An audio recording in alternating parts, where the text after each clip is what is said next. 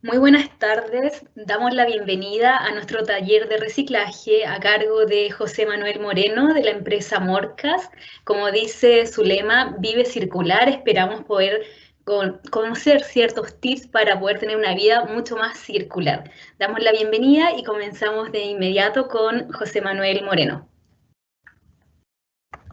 Gracias, Carla. Voy a compartir la pantalla. ¿Se ve bien ahí o no? Se ve súper. Sí. Bueno, primero que todo, muchas gracias por la invitación. Bueno, la verdad es que es un tema que nosotros como empresa nos interesa difundir.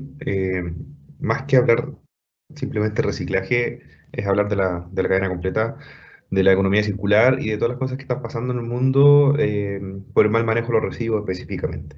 ¿Ya? Nosotros somos una empresa que está sentada acá en la región, ya llevamos 7 años trabajando en esto. eh, Principalmente reciclamos vidrio y plástico y bueno, tenemos hartos proyectos interesantes para poder compartir con ustedes y todo eso, pero hoy día vamos a hablar sobre la génesis del problema y por qué parte de la economía circular, o sea, está la economía circular y el reciclaje es parte de la economía circular, ¿ya? Es solamente un ámbito de todo lo que hay que analizar para entender esta problemática ambiental que estamos viviendo. Esta crisis es silenciosa, pero esta crisis silenciosa más fuerte que el coronavirus, pero que nos ataca todos los días. Entonces, lo primero que tenemos que entender es el impacto en el medio ambiente, el impacto del hombre en el medio ambiente. Se dice que aquí al año 2050 van a haber más plásticos que peces en el mar si es que nosotros no cambiamos nuestra conducta. Y es básicamente porque si miramos Chile solamente, la generación promedio de basura por persona es de un 1,1 o 1,4 kilos, dependiendo de la región, de residuos al día. Y eso, gran parte, hoy en día estamos hablando de tasas del 95%, termina en vertederos, termina en ríos, termina en el mar. La contaminación es muy, muy eh, fuerte. Entonces, imagínense, Chile es un país que tiene una costa tremenda y está teniendo este tipo de problemas también. Podríamos decir que somos un país que aporta el problema más que trata de buscar una solución. Y esto obviamente nadie el día de mañana va a comer plástico y si hay más plástico que peces en el mar no vamos a tener que comer del mar, vamos a tener frutos marinos, aparte de otro sinfín de problemas que conlleva eso. Tanto es el problema del plástico y de los residuos que generamos todos los días en nuestras casas, es que en el planeta hay 5 islas de plástico. La más grande, que es la que está entre Estados Unidos y Asia, tiene el tamaño, imagínense, de 2 veces Chile. O sea, la superficie de Chile multiplicada por 2 veces. O sea, si que ustedes miraran por su ventana, no sé, o sea, en un departamento, en una casa, miran por su ventana, verían todo tapado hasta la cordillera y hasta la costa. Y 2 veces, o sea, no alcanzarían a ver ni siquiera el mar. Entonces el problema no es menor, no es menor. Y la verdad es que pocos se están haciendo cargo de esto. Y estas son las estadísticas que tenemos a nivel global, son un par de datos. Pero si lo miramos más localmente, en la Araucanía prácticamente no nos quedan vertederos para seguir depositando nuestros residuos.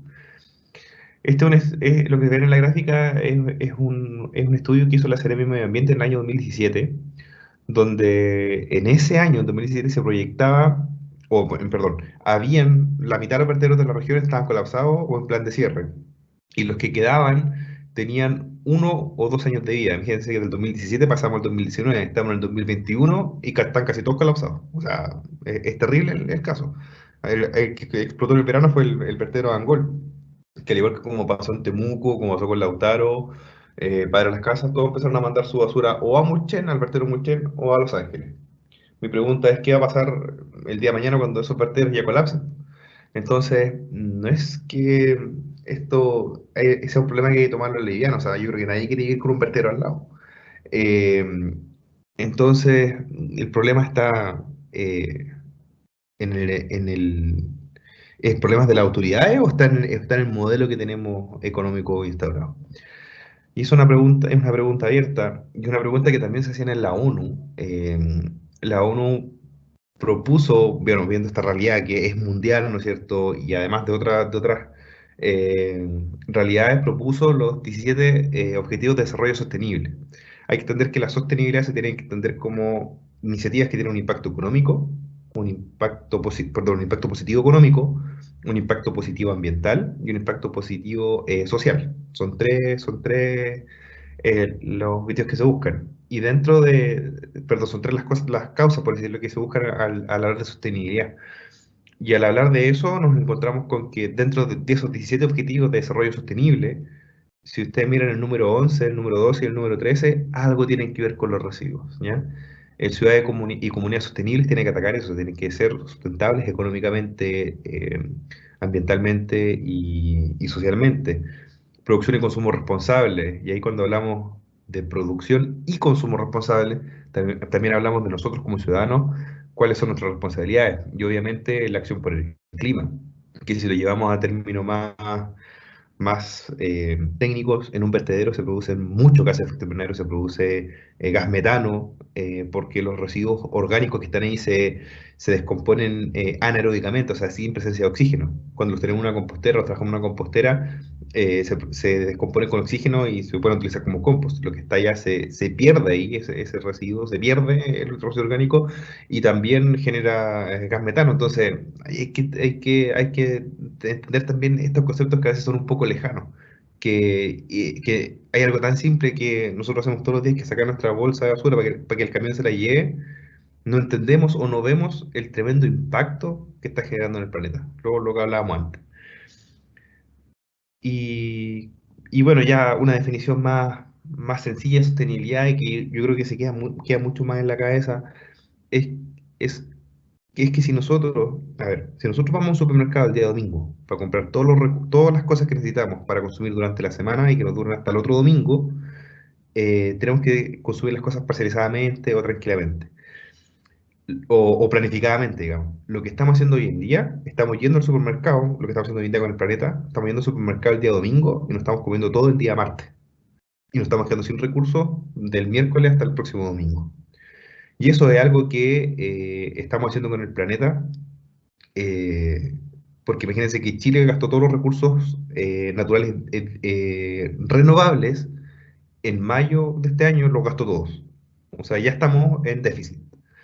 Y así con muchos países del planeta. Entonces, estamos sobreexplotando nuestro planeta, demasiados recursos.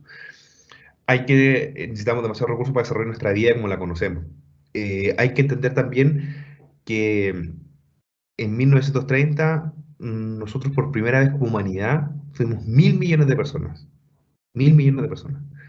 Y si vemos los millones de años que tiene la Tierra, imagínense lo que se demoró, lo que nos demoramos en ser 1.000 millones de personas. Pero resulta que de 1930 a la actualidad, 2021, 90 años después, somos 7.000 millones de personas. Y se proyecta que para el 2050 seamos 10.000 millones de personas. Ahora, la pregunta es, ¿los recursos del planeta alcanzan para toda esta cantidad de gente? Eso es lo que tenemos que tratar de resolver, y por eso es importante que cada recurso o cada residuo que se genere no se trate como residuo, sino que se trate como materia prima, tanto orgánico como inorgánico. Y esto parece decirlo como la génesis del problema, y qué es lo que la mirada que tenemos que tener hacia el futuro. Y en esa mirada hacia futuro, lo que nos dice la ONU es que simplemente lo que tenemos que hacer es predicar con el ejemplo. Y eso es lo que nosotros como empresa también tratamos de hacer, haciendo iniciativas que tienen que ver o desarrollando iniciativas que tienen que ver con el reciclaje, para que estos residuos, el mismo plástico que vemos todos los días en nuestras casas, no termine en el mar, ni tampoco termine en un vertedero. Y son iniciativas que al final tú, yo, o sea, nosotros como empresa somos parte de la cadena, y ustedes como usuarios de los servicios que tenemos, por ejemplo, los puntos verdes que hay en Temuco y en la región, somos todos parte de esto. Y es súper importante que las acciones que hagamos día a día las vayamos contagiando a más personas. Por eso la ONU nos dice hay que predicar con el ejemplo. Y delante de algo comenté de que si estábamos mal nosotros, está mal el modelo. La verdad es que el modelo es lo que está mal. Porque hoy en día nos encontramos en un modelo de economía lineal, donde todo lo que consumimos lo utilizamos y termina en un vertedero. Y lo que se propone hoy en día o hacia futuro es un modelo de economía circular, que es básicamente que todo lo que utilicemos, todo lo que consumamos, no termine en un vertedero, sino que vuelva a la cadena y vuelva al ciclo, como dice, circular. Y la economía circular obviamente va mucho más allá del reciclaje. El reciclaje es una parte importante de la economía circular, pero no lo es todo. Problemas que generaron la economía lineal, yo creo que la imagen habla por sí sola. Gaviotas con la frase curiosa, muriendo de hambre con el estómago lleno. Eh, es como, es como raro, ¿no? Si uno cuando está con el estómago lleno está feliz supuestamente, pero en este caso vemos una gaviota que está muriendo con plástico en su estómago, pensando que estaba comiendo comida. Y es por eso que el contrapuesto es la economía circular, para que los residuos no terminen contaminando en lugares, ni tanto no contaminen a las personas, ni tampoco contaminen a los animales que habitan el planeta. Y cuando hablaba de que la economía circular es mucho más que reciclaje, hay iniciativas como por ejemplo el ecodiseño, que ahora con todo este tema de la ley de reciclaje en Chile, con la ley de ya no más plástico de un solo uso, nos vamos a empezar a encontrar con este tipo de soluciones. O sea, el típico cepillo de bambú, que es como un ejemplo clásico, de que del cepillo tradicional de plástico, cuando lo utilizamos, lo termina su vida útil y lo botamos. Ese plástico no se puede reciclar, es súper complicado.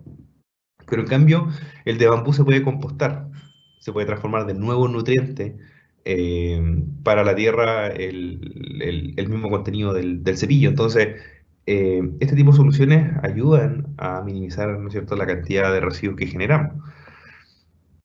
O soluciones como las que nos propone Corona, que típico de los six-pack o de los envases de 6 de cerveza son, son estos collerines, ¿no es cierto?, que después llegan al mar y terminan con los pescados, como lo ven en la foto, o sea, casi que estrangulados. Lo que nos dice Corona es que no hagamos esto, sino que hagamos soluciones que cumplan su función, que en este caso, por ejemplo, el plástico del six-pack es transportar la cerveza, que cumpla la función de transportar la cerveza, pero sin contaminar. Por eso Corona sacó esa foto que ven ahí de una cerveza que se va enroscando y que para transportarla simplemente hace como un bastón. Eso no necesita plástico y se cumple el objetivo de transportar la cerveza. Y ahí, dicho eso, pasamos al tema del manejo de los residuos y siendo bien concreto, ¿qué es un residuo? Básicamente una sustancia o algo que por normativa vigente hay que disponer en alguna parte, ¿ya? Por normativa, los responsables de los residuos en una comuna son las municipalidades, pero esa es la responsabilidad legal. Hay una responsabilidad valórica también que tiene que ver con nosotros, en estar conscientes de qué pasa con la bolsa de basura después de que la sacamos de nuestra casa. Porque para mucha gente el problema de la basura termina ahí. Yo saco mi bolsa de basura, la dejo fuera de mi casa y se acabó. Pero no es así, no es así, porque resulta que también estamos quedando sin vertederos. Hay gente que les proponen construir un vertedero al lado de sus casas y no quieren tener un vertedero al lado de su casa, yo creo que a nadie le gustaría.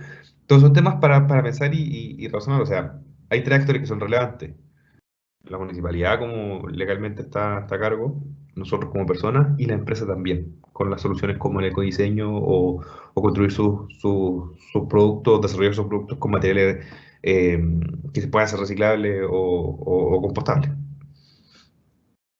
Y una miradita más cerca a la bolsa de basura, si nosotros tomamos nuestra bolsa de basura nos vamos a dar cuenta, y una caracterización promedio, que el 55% de la bolsa de basura es materia orgánica, que es perfectamente compostable, el 11% son plásticos, el 8% papeles y cartones, el 4% el vidrio, ¿cierto?, el 3% los metales. El resto de los residuos, por lo general, no son reciclables, pero sí se puede solucionar con algo bien simple que es, o sea, no es simple, pero algo que se puede desarrollar, que es el ecodiseño, que podría construirse cosas con materiales para que no terminaran contaminando. Y aquí entramos a algo bien sencillo, o sea, hay muchos programas de compostaje en las municipalidades y es un tema súper importante, porque al final si nosotros logramos tener un buen compost o generar una vermicompostera en nuestra casa o tener una vermicompostera, nos estamos ahorrando, o sea, estamos ahorrando de nuestra basura el 55% de los kilos que se disponen. Y es un tema súper importante. Y la otra fracción, que es la fracción inorgánica, que es un poquito más compleja de reciclar, porque el reciclaje es costoso y es engorroso, eh, también se puede hacer. Por lo menos en nuestra región ya hay iniciativas que lo están haciendo y está resultando, ha resultado bien, se ha sostenido en los años, que es interesante. Ahora, falta una gran parte vocacional también, que es como también entender un poco qué son los residuos, cómo se generan y dónde van y cómo terminan. Porque en Chile tenemos dos generadores, bueno, en el mundo tenemos dos generadores de residuos importantes. Uno es la casa, que son los hogares los que generan los residuos de postconsumo, y la industria que genera los residuos postindustriales, que se llaman. Tiene dos caminos los residuos, o se van al vertedero o al relleno sanitario, o se van a reciclaje, que es como lo ven en la imagen. Y cuando se van a reciclaje, cuando hablamos de cuál es la cantidad de residuos que se va a reciclaje, de los envases y embalajes, solamente el 12% se recicla en el país.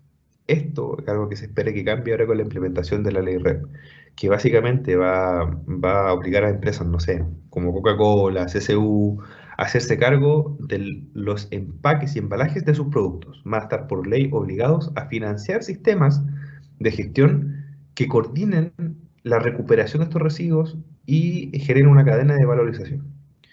Estamos hablando que es una ley que tiene una implementación de 10 años, que empieza a funcionar en el 2023, y que después de 10 años se espera que la tasa de recuperación de los envases y embalajes llegue a niveles del 80%.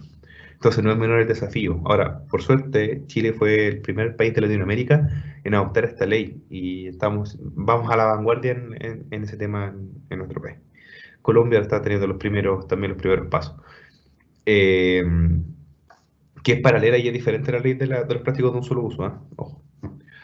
Pero esto quiere decir que, por ejemplo, las marcas, si no se preocupan de tener empaques con ecodiseño o un diseño sostenible que sea reciclable o compostable, etcétera, van a estar obligados a pagar multas por estar contaminando en el país.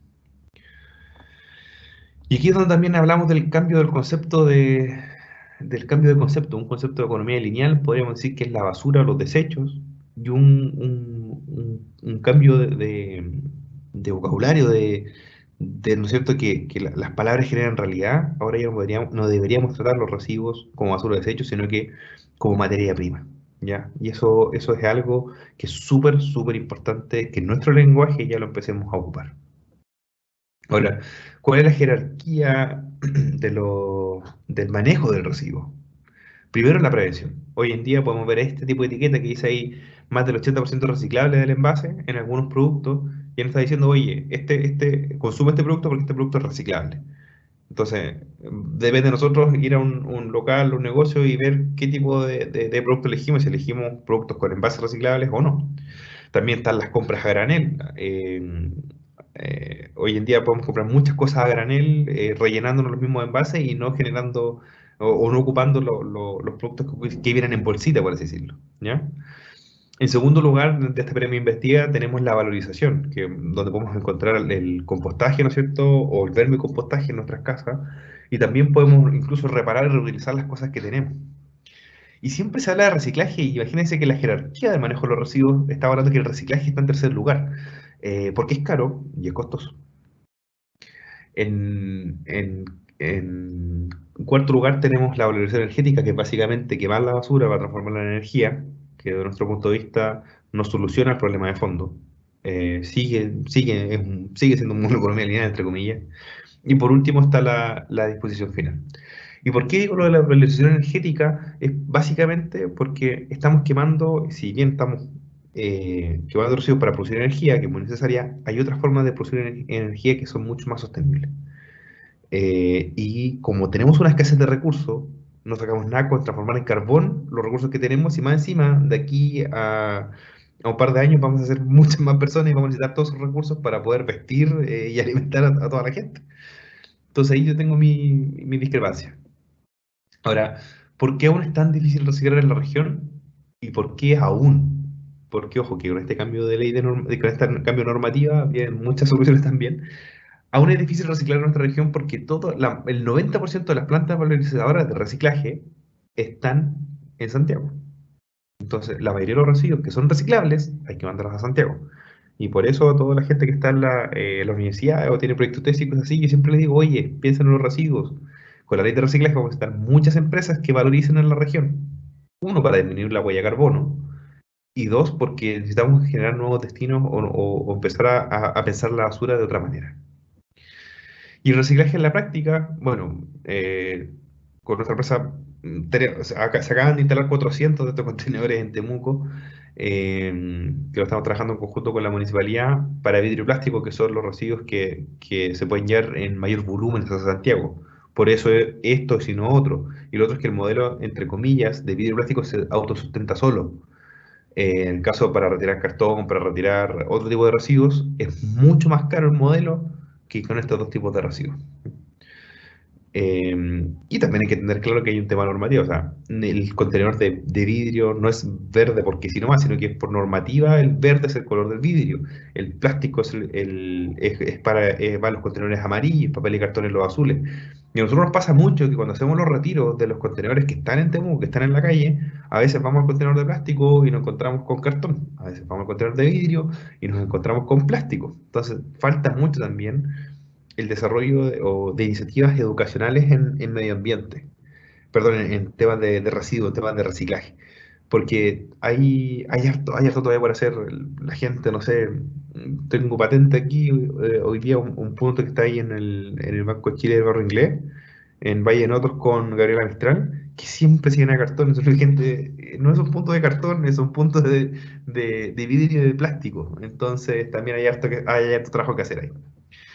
Y lo que nosotros siempre pedimos es que los residuos no tienen para qué lavarlos, enjuagarlos y todo, sino que o sea, perdón, lavarlos así fuerte no es necesario, pero sí hay que hacer cosas muy sencillas como enjuagarlo, en el caso, por ejemplo, pues, en un envase de cerveza, o en el caso de una botella de plástico, sacar la tapa, aplastarla, volver a poner la tapa para que quede chiquitita. Lo conversábamos antes con la Carla. Y también hay otro tema ambiental que es súper importante, que hay vidrios que sí se pueden reciclar y vidrios que no se pueden reciclar, ¿ya? Y estos son tips súper importantes porque lo que se genera, lo que se puede reciclar en estos contenedores que están en la calle son envases de alimentos o de bebidas o de vinos, ¿ya? Envases.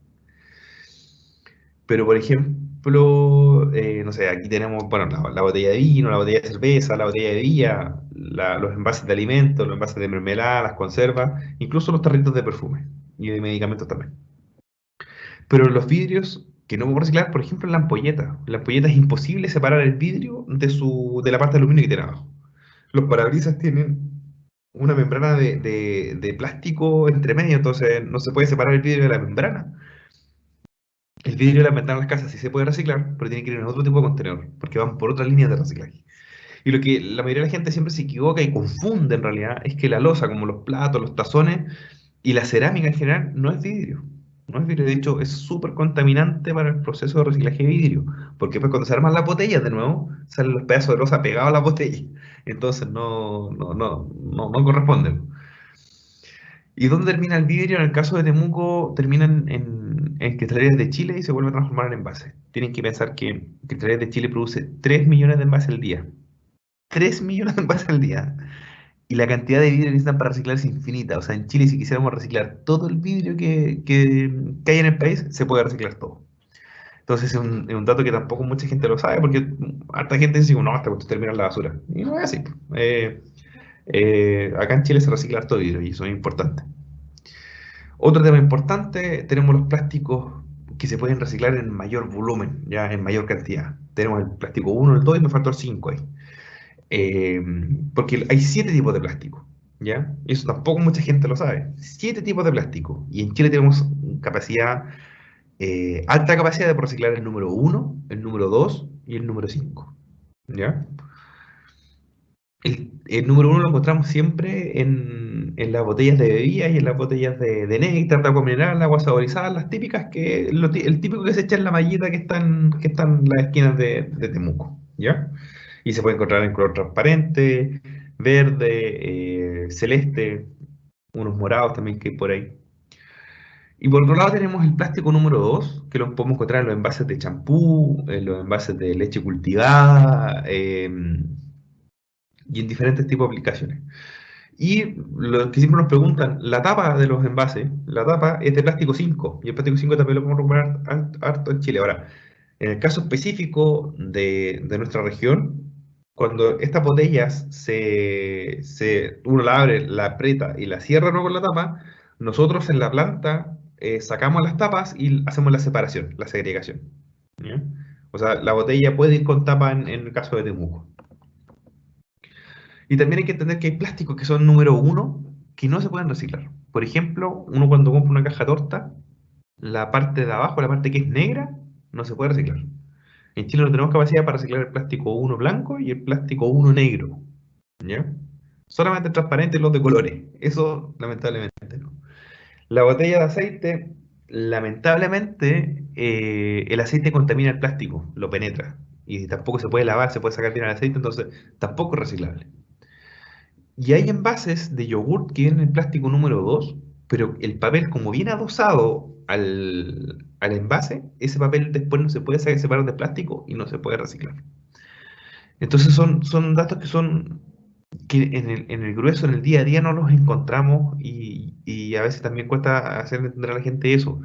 Eh, pero también hay cierto desconocimiento y yo creo que, bueno, estamos en gran deuda, ¿no es cierto?, con la educación ambiental también, de todo en general. Por lo general la gente que recicla es muy instruida en el tema, se mete en el cuento y eso es súper bacán. Pero el grueso de la población todavía nos falta un poquito. Lo bueno es que hay hartos programas educacionales de los colegios ya vienen con tanta información, entonces se agradece mucho. Por último, y el llamado que hacemos nosotros siempre es más que a que si la gente recicla o no, es que nosotros tengamos un consumo responsable, usando un vocabulario correcto. Las palabras generan realidad y las acciones contagian también. Entonces, lo que nosotros siempre decimos es, hey, los invitamos a tener un consumo responsable. Se puede comprar a granel, compren a granel. Se puede comprar en envases que son reciclables, compren en envases que son reciclables y utilicemos bien los puntos limpios. Eso, muchas gracias.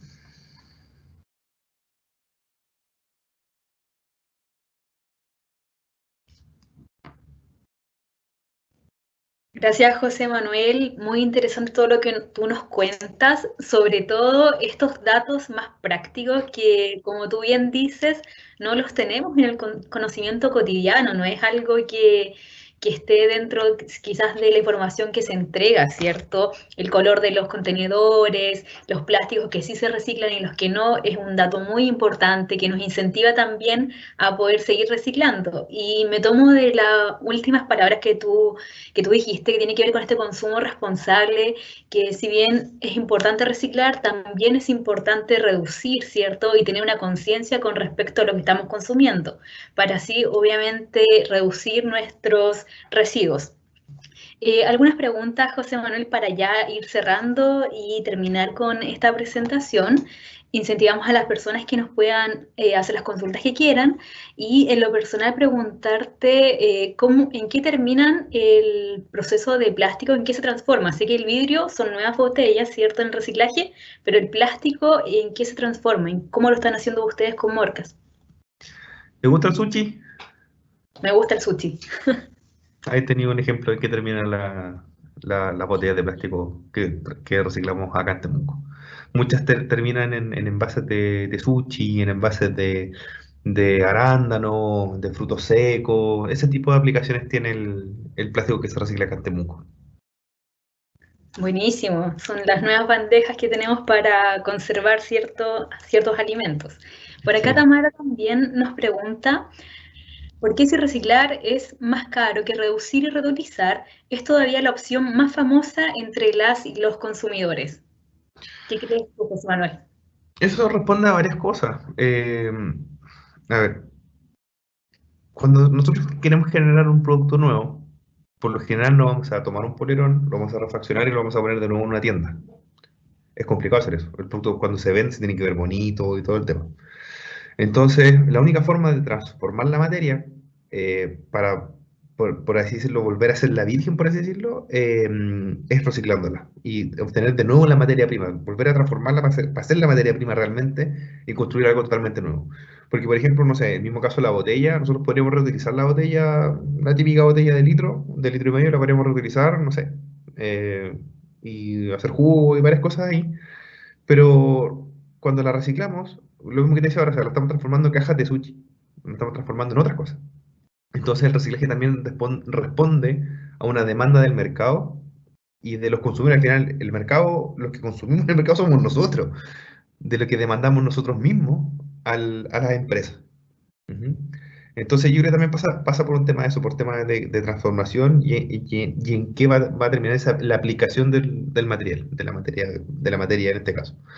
Y por eso, bueno, hay infinitas aplicaciones de materia prima en reciclaje. Harta. Entonces yo creo que por eso es más popular. Y cuando hablamos del reparar y reutilizar, pucha, igual es un tema complicado porque se hace a muy baja escala y por lo general es con las cosas que tenemos en la casa. Es re difícil vender cosas reutilizadas. Eso, por ahí va yo creo. Me parece. Cuéntanos, José Manuel, ¿qué se viene para Morca y en qué están ahora? Ahora, bueno, hace poco terminamos el primer centro de acopio de vidrio del sur del país. Hoy en día en Morcas movemos cerca de 1.800 toneladas de vidrio al año. Eh, y ahora este centro de acopio está hecho para 1.000 toneladas de vidrio al mes. O sea, es mucho. Y esperamos ser una opción para todas las municipalidades del sur del país que en vez de que manden el vidrio a vertedero, lo puedan mandar donde nosotros, a costo de recepción cero. Entonces, estamos siendo parte más de la solución que el problema y creemos que es una buena solución. Y por otra parte, estamos ahora, bueno, vamos a pasar con la ampliación para la construcción de la planta de reciclaje de Tetra Pak. Vamos a hacer la primera fuera de Santiago para valorizar este material porque todo el mundo nos pedía siempre reciclar Tetra Pak. Y entonces teníamos hasta acá y por suerte pudimos conversar con la gente de Tetra Pak y hacer un contrato conjunto, por así decirlo. Ellos van a invertir en las máquinas, nosotros vamos a poner la planta y la recuperación del residuo eh, para generar las placas de Tetra Pak. O sea, las placas son unas planchas como las planchas USB, es un sustituto que esperemos funcione y ya ande todo bien. Ahora, por lo pronto, estamos desarrollando las líneas de recuperación de Tetra Pak, así que atentos por ahí. Próximamente nos van a ver harto en la prensa con ese tema, en comunicaciones, y vamos a empezar a recuperar fuertemente el Tetra Pak acá en la región, y en Temuco. Qué buena noticia, qué bueno eso, porque necesitábamos reciclar también, ¿cierto?, esos envases. Te hago la última consulta, José Manuel, y ya cerramos este espacio. Por acá nos preguntan qué hacen con las botellas, con las tapas, perdón, de las botellas plásticas. Tú decías que también se pueden reciclar. Sí, eso sí que tiene diferentes aplicaciones. Se pueden hacer las mismas tapas. Hay otra gente que la está usando en Santiago para hacer madera plástica. Eh, por lo general el polipropileno se utiliza harto en ese tipo de aplicaciones. Incluso se hacen hasta basureros de eso. Se transforma, se derrite. Todo lo que se calienta, por decirlo, ese plástico y se transforma en eso. Eh, Sí, o sea, tiene infinitas aplicaciones, pero principalmente ahora en Santiago se está ocupando harto para hacer madera plástica. Qué bueno. Yo he visto por ahí unos tutoriales que derriten, como tú dices, las tapas y las transforman en pozo vaso. No me arriesgo a decir que lo hagan porque no sé cómo va a quedar ese resultado. Mejor lo dejamos ahí con Morcas, que ustedes son los expertos. Sí. Gracias, José Manuel, por esta charla, por este taller, por los tips que nos diste. Se vienen sorpresas con la Universidad Autónoma de Temuco con el punto limpio que tenemos junto a ustedes. Esperamos el segundo semestre tener más iniciativa y, como te decía, ahí tenemos algunas cosas planeadas junto a ustedes. Así que vamos a seguir con estas iniciativas. Muchas gracias, espero que te hayas sentido cómodo y también agradecemos a las personas que estuvieron escuchando tu taller. Gracias a ustedes por la invitación.